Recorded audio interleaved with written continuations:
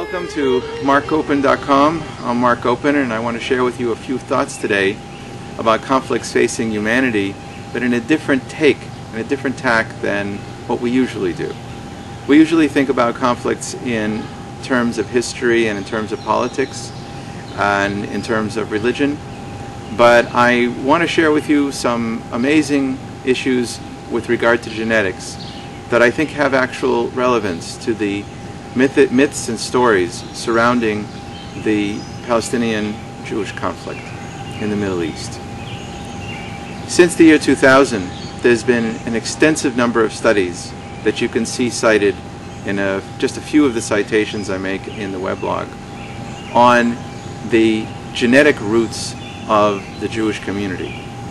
And this has always been a subject of discussion for the Jewish community because the Jewish people have been spread out for so many thousands of years in many different places. But some of the evidence has turned out to be astonishing. There are very surprising relationships, things that didn't seem to add up. There's a Namibian tribe, for example, that claims ancient Jewish roots, even though it has had no connection to the Jewish community for 2,000 years. And yet it turns out that from a genetic point of view, the relationship between this Namibian tribe and Jews who claim parentage and ancestry to the priesthood of the Jewish people turns out to be near identical matches. And there are other things. When individual Jews were doing their own DNA heritage, looking through all the genome databases in the world, they would come up much more often with somebody from Uzbekistan or one of the other regions of the Middle East. And it started to indicate something unusual, and so people started to do much wider studies. And what's emerged is that there's a real distinction between Jewish chromosome history when it comes to the male, the Y chromosome, and the female X chromosome. When it comes to the Y chromosome, let me start with the female chromosome. When it comes to the female chromosome, it turns out that there's a fantastic entry into the Jewish gene pool from all over the world, wherever Jews lived, from women they married, wherever they went. And so there are not clear histories of the female lines. They seem to be indigenous in many places in the world to where Jews eventually went. But the Y chromosomes, the ones that the males carry, are remarkably consistent in coming almost completely from the Middle East. And they date back to an astonishing 10,000 years, to 8,000 BC, 9,000 BC, which was the beginning, which was the Neolithic period, the end of the Neolithic period, or the end of the Stone Age.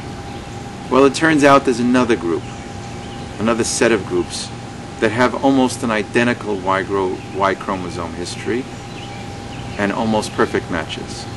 And that happens to be the Palestinian people, as well as the Syrians and others in that immediate vicinity of the land that used to be called Canaan in biblical literature.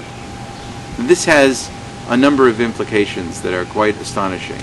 In some ways, it affirms a number of the biblical stories, because the biblical stories suggest that the Jewish people have been there for thousands of years in this ancient land. That if some ended up in Egypt, they were only exiled there and went back. And indeed, the chromosome evidence is that they are far more related to residents of Palestine than they are to residents of Egypt, for example, even though there is kinship to all the Semitic areas. This has implications in terms of a number of the myths or the jingoistic stories and the nationalistic rivalry and warfare that's gone on in the Palestinian-Israeli conflict that has strong implications for who is fighting whom here exactly, particularly which men are fighting which men. Because it turns out that the notion that the Jews don't belong in the Middle East, that they have no roots in the Middle East, that this was a Zionist construction just 100 years ago, that turns out to be absolutely false from the scientific genetic evidence. It's also the case, however, that the Zionist myths that the Palestinians don't exist as a people, that they don't have any roots where they are, in the Galilee, and in Judea, in Samaria, in all of these ancient lands, is also an absolute fabrication. As a matter of fact, they've been there for thousands and thousands of years. That means that both of these people, particularly the men carrying this Y chromosome, are brothers. They're literally brothers. They literally come from the same mother. Because when it comes to how you evaluate an entire people and where they come from, it often boils down, when you go back thousands of years, to a couple of women who gave birth to everyone. So once again, the biblical notions of there being one original family, Adam and Eve, or Abraham and Sarah, who have Ishmael and Isaac. Now, Ishmael is the mythic father of the Arab peoples, and Isaac is the mythic father of the Jewish peoples. Well, all of these things seem to be nice stories. If you're a religious believer, you believe them. But they certainly weren't science.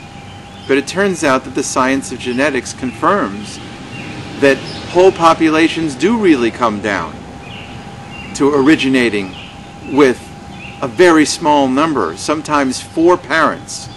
There are 4 mothers that can account for approximately 40% of the Jewish population, for example. 4 in the genetic pools that they've studied.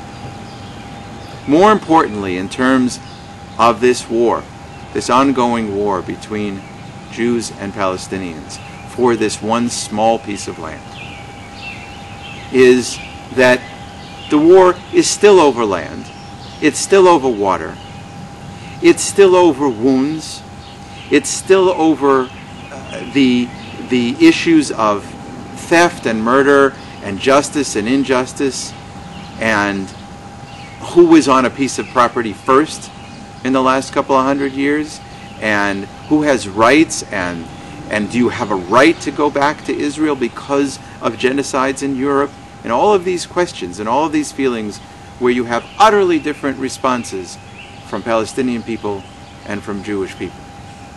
But one thing that the scientific evidence affirms that people really need to think about is that if they do want to continue hating this other people, if they do want to continue to find a way to eliminate them from the land, know that they are eliminating their own brothers and sisters. Literally. That this is the same genetic family. That they have been there for 10,000 years. And that the Zionist idea of this being only a state for the Jews, or a Jewish state, to the exclusion of these brothers who are in the land, who may be strangers to the Jewish people after all this time, but are still brothers, is self-destructive. It's suicidal. It's against nature. And the Bible knew that a long time ago in the stories that were created about families in the book of Genesis. Because the book of Genesis, whether you believe it literally or not, was a literary story about the consequences of hating your brothers. Of what happens to the family when brothers and sisters hate each other. It ends up in murder. It ends up in theft. It ends up in jealousy. It destroys the parents.